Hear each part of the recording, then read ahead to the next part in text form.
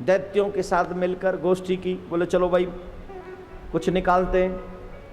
तो जब कहा मिलके करते तो दैत्यों ने कहा सुनो पहले सुनो।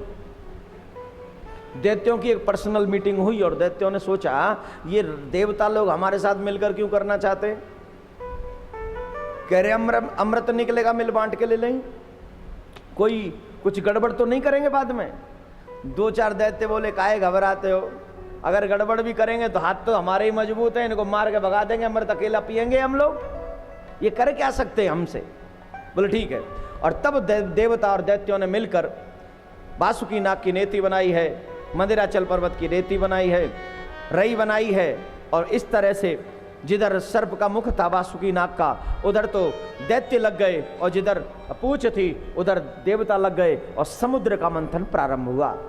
अब सबसे पहले उसमें से विष निकला, सबसे पहले विष निकला।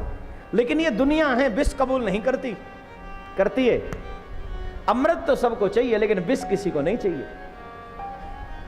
रत्नाकर जब अपने घर वालों से पूछने गए थे कि मेरे पाप में साथ कौन कौन देगा, तो सबने मना कर दिया था कि हम तुम्हारे पाप में साथ नहीं देंगे। और जो पाप की कमाई आ रही थी उसमें तो सब साथ थे, खाने में तो सब साथ थे। तो यहां पर जितने भी मैन बैठे हैं जो कमाते हैं उनसे एक निवेदन करूंगा, कितने भी पाप की कमाई कर ले मेरे भाई, हिसाब अकेले को देना पड़ेगा, खाने वाला कोई जवाब नहीं देगा, सिर्फ हिसाब तुझे अकेले को देना पड़ेगा।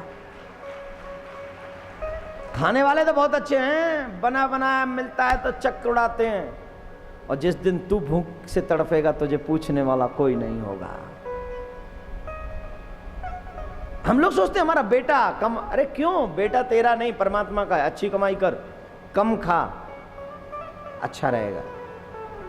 पाप से मत कमा, पाप से कमाएगा तो तेरा तो नाश निश्चित है ही, साथ में तेरे बच्चों को भी झेलना पड़ेगा। धन बढ़ा लेने से सुख नहीं बढ़ते, सत्कर्म बढ़ा लेने से सुख कर्म मिलते, शुभ फल मिलता है। तो देवता और दैत्यों के जब युद्ध हुआ, समुद्र मंथन हो रहा था, तो सुखदेव जी कहते राजन सबसे पहले विष निकला। अब विष को पान कौन करे। देवताओं ने कहा दैत्यों से, देखो भैया आप हमारे बड़े भाई हो और ये हमारी पहली कमाई है, हमारी मेहनत की पहली कमाई है, तो हम छोटे लोग तो स्वीकार करेंगे नहीं। एक काम करो आप ही ले लो पहली कमाई। दैत्य बोले अमृत निकल आता तो छोटे ही ले जाते। बोले लेकिन भाई बन रहे हैं तो फिर अब तो भाई का सही जवाब देना पड़ेगा ना। तो दैत्य बोले ले कितने अच्छे हैं हमारे छोटे भाई हैं, बहुत अच्छे हैं, आपने अपना फर्ज पूरा कर दिया हमसे पूछ के, आपका बहुत बहुत धन्यवाद है। अब हम बड़े होने का फर्ज अदा करते हैं, आपने हमसे पूछ के सम्मान रख दिया, अब हम बड़े होकर कहते हैं अब आप ही इसका पान करें। लौट के मुसीबत देवताओं के गले पड़ी। अब पूछा कौन कौन कौन, बोले अब तो एक ही बचे हो जाए, ना देह की सुध न मेह की सुध, भाई के जोड़ चलो। कौन है वो, बोला विश्वनाथ भगवान की जय। मां पार्वती मैया बैठी थी, देवता पत्नी के आगे पति से कैसे कहें इसको पान कर लो। फिर भी कहा कि हम आपसे कुछ निवेदन करना चाहती हैं। सब आए हैं आपके पास, बोले क्या चाहते हो। बोले ये हमारी पहली कमाई है, जरा स्वीकार करें, आप हम सब के बड़े बुजुर्ग हैं, और जब भी कोई बच्चा पहली कमाई करे तो बुजुर्गों को ही सौंप देते हैं। बहुत से बच्चे तो पहली कमाई अपने बच्चों के हाथ, माँ बाप के हाथों में सौंपते हैं कि नहीं, किसके हाथ में सौंपते हैं, माँ बाप के में। अच्छे बच्चे हमेशा माँ बाप के हाथ में सौंपेंगे, और आजकल के बच्चे बहुत अच्छे मेरे बेचारे, मुझे बड़े अच्छे लगते हैं, वो छोटी मम्मी के हाथ में ही जाके देते सब कुछ, दे देना। हे मैडम मम्मी जी, हमने पहली बार कमाया आपके आने के बाद, ये आप स्वीकार करें जिससे मेरी कमाई धन्य धन्य हो जाए। फिर छोटी मम्मी कहती इतना ही मिला था, बाकी का कहां गया। बाकी को गो चूल्हे में माते निकाल ला जा, बाकी का कहां गया। राम भला करे तेरा। देखिए मैं निवेदन करूंगा, जब तक माँ बाप मौजूद हों तब तक माँ बाप के हाथ में ही अपनी कमाई देते रहो, तुम्हारा आनंद आता रहेगा। और माँ बाप लेके नहीं जाएंगे, तेरी कसम तेरा साथ देंगे। मैं तो अपनी सोच बताता हूँ, मानो न मानो खुशी आपकी। अब जितनी भी नई वो जो बहू हैं वो तो कल के बाद शायद टीवी भी ना सुने। अरे बहुओं, कभी तुम भी तो सास बनोगी, तब तुम्हारे बच्चे तुम्हें भी तो ला के देंगे।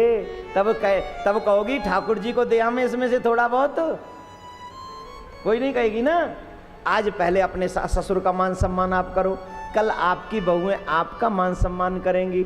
इसलिए बहुत जरूरी है अपने बुजुर्गों का अभिवादन करना, अपने बुजुर्गों का मान सम्मान करना। और अगर आप करोगे तो आपको भी मिलेगा, आपको भी मिलेगा, आपको।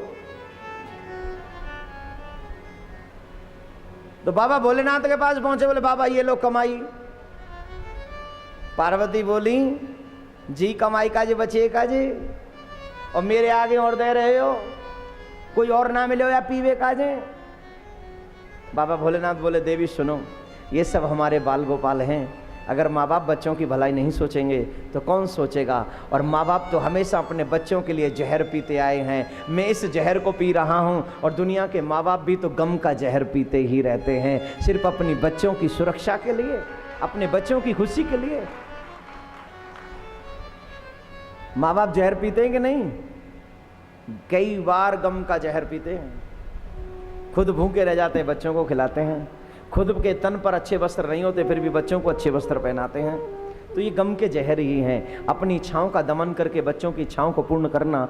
मैंने एक व्यक्ति से मिला था अभी बिल्लौर में, बहुत अच्छी बात उन्होंने कही कि मैं 24 घंटे काम करता हूँ सिर्फ एक काम के लिए। बोले क्या? बोले मैं चाहता हूँ मेरे सब बच्चे पढ़ लिख कर बड़े हो जाएं और अच्छी जगह पर पोस्टेड हो जाएं। इसके लिए रात में मैं पता नहीं कुछ बता रहे थे, बोले अच्छे पैसे वाले नहीं थे वो। रात दिन में नौकरी करता हूँ, रात में भी चौकीदार की नौकरी करता हूँ, आई थिंक ऐसा कुछ बताया था। और उनके बच्चे कोई सीए कर रहा है, कोई कुछ कर रहा है, कोई अच्छे मतलब पढ़ाए है उन्होंने। तो ये क्या है? ये भी तो गम का जहर है, मेहनत का जहर है। अब बच्चे पढ़ लिख के अच्छा कमू के कहें कि हमारे लिए तुमने कुछ नहीं किया, तो ऐसे बच्चों के लिए मैं कुछ नहीं कहूँगा, बस सिवाय इसके कि तुम्हारे बच्चे भी आने वाले हैं। वेट एंड वॉच, जैसा करोगे वैसा भरोगे। तो मेरे प्यारे, देवताओं के साथ दैत्यों का समुद्र मंथन, भगवान ने कहा भोलेनाथ ने कि मैं इसका पान करता हूं, और भोलेनाथ ने विष का पान किया। और फिर उसके बाद समुद्र मंथन प्रारंभ हुआ और उसमें अनेकों अनेकों रत्न बाद में निकले। फिर अनेकों रत्न निकलने पर लक्ष्मी माँ का भी प्रादुर्भाव हुआ। सब मोहित हो गए, हमें चाहिए, हमें चाहिए, हमें चाहिए। नाग नर किन्नर देवता ऋषि मुनि सब हमें चाहिए, हमें चाहिए, हमें चाहिए। लक्ष्मी किसको नहीं चाहिए? बोलो। सबको लक्ष्मी चाहिए। लक्ष्मी ने कहा सुनो, मैं किसी के बंधन में बंधने वाली नहीं, मैं अपनी इच्छा से वर्ण करूंगी। तब उन्होंने, लक्ष्मी जी ने नारायण का वर्ण किया है। बोलो लक्ष्मी मैया की जय, नारायण भगवान की जय, लक्ष्मी नारायण भगवान की जय। तो लक्ष्मी जी ने नारायण का वर्ण किया। इस तरह से वो लक्ष्मी जी नारायण की हो गई। उसके बाद में समुद्र में से धन्वंतरी अमृत को लेकर प्रकट हुए। सुखदेव मुनि कहते हैं जैसे ही अमृत आया वैसे ही धन्वंतरी के हाथ से छीन कर दैत्य लोग भाग गए। देवताओं ने प्रार्थना की। देवताओं की प्रार्थना के बाद भगवान ने बड़ा सुंदर सा रूप बनाया, बड़ा प्यारा सा, ऐसा जिस रूप में अच्छे अच्छे मोहित हो जाएं। नाम है विश्व मोहिनी। मोहिनी बन गए भगवान। और उस मोहिनी रूप में इतनी शक्ति है कि विश्व को मोहित करने की क्षमता। ये व्यक्तित्व इतना, एक सूखी हुई किसी भी पेड़ की डाली पर साड़ी पहना दी जाए और हम उस रास्ते से निकले, जंगल में हो तो भी व्यक्ति मुड़कर देखता है इस घोर जंगल में अकेली स्त्री कर क्या रही है। देखता है या नहीं? जवाब तो दे दो। यही आकर्षण माताओं में भी होता है पुरुषों के लिए। पता नहीं चलना चाहिए कुछ और, बस कपड़े पहना के टांग दो। देवियां भी मुड़ मुड़ के देखेंगी ये यहां क्या कर रहा है जंगल में, कुछ कर रहा होगा, कुछ देखो पेड़ तो नहीं काट रहा, अब पेड़ काट रहा है कि अपने आप को काट रहा है, तो यही जाने भैया। तो ये आकर्षण माया है, ये माया हमें ईश्वर से दूर ले जाती है। और उस जब जीव इतनी जल्दी एक दूसरे पर आकर्षित हो जाते हैं, उस स्थिति में अगर भगवान बन के आए हो मोहिनी, तो सोचिए दशा क्या हुई होगी। सब दैत्य लड़ रहे थे, पहले मैं पीऊंगा, पहले मैं पीऊंगा, पहले मैं पीऊंगा, पहले मैं पीऊंगा। झट भगवान प्रकट हो गए, हे वीर पुरुषों, इतना मीठा बोले, इतना मीठा बोले, अच्छे अच्छे पागल हो गए सुन के ही। अभी देखा तक नहीं था, सुनते ही पागल, इतनी मीठी वाणी है किसकी। मुड़ के देखा तो सामने बहुत ही सुंदर नवयौवना ऐसी स्त्री खड़ी है जिसकी सुंदरता का बराबरी हम कभी आज तक देखे नहीं। सब मोहित हो गए, भूल गए अमृत को। सोचो वो सौंदर्य कैसा रहा होगा जिस सौंदर्य को देखकर दैत्य अमृत भूल गए हो। सोचो, कल्पना करो, अमृत कोई छोटी वस्तु तो नहीं है। अमृत कभी जीवों को तो प्राप्त नहीं हुआ, दैत्यों को भी प्राप्त नहीं हुआ। वही अमृत दैत्यों के हाथ में था, और जब देखा कि एक स्त्री खड़ी है, अमृत भूल गए। उस सौंदर्य में कोई जादू रहा होगा मेरे भाई, क्या बात है। बने बोले, हे वीर पुरुषों, तुम लड़ रहे हो अनजान पुरुषों की तरह। अरे तुम्हें अमृत पान करना है तो मिल बांट के पी लो। तो जानते हो वो दैत्य क्या कहते हैं, एक काम करो देवी, हमें अपने हाथ से ही पिला दो। बोले मैं अन्याय नहीं करती। कैसे? बोले तुम दोनों ने मेहनत की है, इसलिए दोनों के लिए ही मैं पिला सकती हूं। देवता और दैत्य दो, अरे बोले पिलाओ ना, हम माने। लाइन बना लो, एक में दैत्य बैठ गए, एक में देवता। भगवान बोले, मौनी मैं पहले छोटों को पिलाती हूं। बोले पिलाइए। देवताओं को पिलाने लगी। बोले अरे इनको क्यों पिला रही हो, पहले हमको पिलाओ, हमने तुम्हें अमृत कलश दिया। दैत्य बोले, अरे बोले तुम जानते नहीं हो, इसमें जो ऊपर अमृत है ना वो पतला पतला है, नीचे अमृत गाढ़ा गाढ़ा है। तुम्हें ज्यादा गाढ़ा पिलाऊंगी तो तुम ज्यादा स्ट्रांग अमर हो जाओगे, इनको जरा पतला पतला पिलाऊंगी तो कम अमर होंगे। बोले हाँ पिलाओ पिलाओ। लेकिन राहु समझ गया गड़बड़ है, तो चंद्र और सूर्य के बीच में आकर बैठ गए। और चंद्र सूर्य के बीच में आकर बैठे तो वो अंदर तक थोड़ा सा गले तक पहुंचा, और जब चंद्र सूर्य ने इशारा किया तो भगवान ने उसका सर धड़ से अलग कर दिया। पहले तो एक मुसीबत थी, वो अब दो हो गई, राहु और केतु हो गए।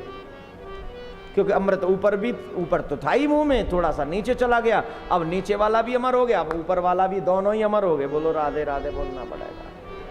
लेकिन एक चीज यहां पर सीखने वाली है, आज भी सारे देवताओं में अगर मुसीबत आती है तो सबसे ज्यादा चंद्र और सूर्य पर आती है ना। जो भी ये जो आते हैं ग्रहण, इन्हीं पर क्यों आते? बोले और किसी देवता ने नहीं कहा था, सिर्फ इन्होंने कहा था। और जो किसी को रोक ले, किसी का भला होने से जो बीच में बाधा पहुंचाता है, उसे तो कष्टों का सामना करना ही पड़ता है। इसलिए किसी का भला हो तो बीच में रोकना नहीं चाहिए। आजकल खुद तो करते नहीं और करने भी नहीं देते। बोलो राधे राधे। अभी हम कहीं लखनऊ में एक यज्ञ करने गए थे हम, अब क्या बताऊं उनकी तारीफ। हमें इतने इतने अच्छे लोग मिले वहां पर, वैसे तो वाकई बहुत अच्छे थे, बहुत सब कुछ बहुत अच्छा था, लेकिन दो चार लोग तो इतने अच्छे मिले, खुद तो कुछ किया नहीं, पूरा यज्ञ हो गया, कुछ नहीं किया। और जब कोई करने आता था ना, उससे भी कहते थे बहुत आ गया है। मैं तो कहता हूँ भगवान करे बहुत ऐसे ही आता चला जाए, लेकिन तू अपनी आदत सुधार ले। अरे तू खुद नहीं कर सकता तो कम से कम दूसरे को तो सत्कर्म करने से मत रोक, दूसरे को तो मत रोक मेरे प्यारे। करना है तो भला करो, तुम बुरा किसी का मत करना। भला नहीं कर सकते तो कम से कम बुरा तो मत करो किसी का। तो इस तरह से दैत्यों को मदिरा पान करने को मिली और देवताओं को अमृत। ये विश्व मेरे प्रभु जब मोहिनी बने तो ये लीला हुई, लेकिन जब बाद में युद्ध हुआ तो राजा बलि को समाप्त कर दिया गया। संजीवनी के द्वारा, संजीवनी विद्या के द्वारा शुक्राचार्य जी ने उन्हें पुनः जीवित किया। सुखदेव जी कहते हैं राजन वो इतना जीवित जब कर दिया तो बहुत बलवान बनाया राजा बलि को इस बारी, और जाके फिर इंद्र को परास्त कर दिया राजा बलि ने। और जब फिर परास्त कर दिया तो फिर सारा साम्राज्य उनका हो गया।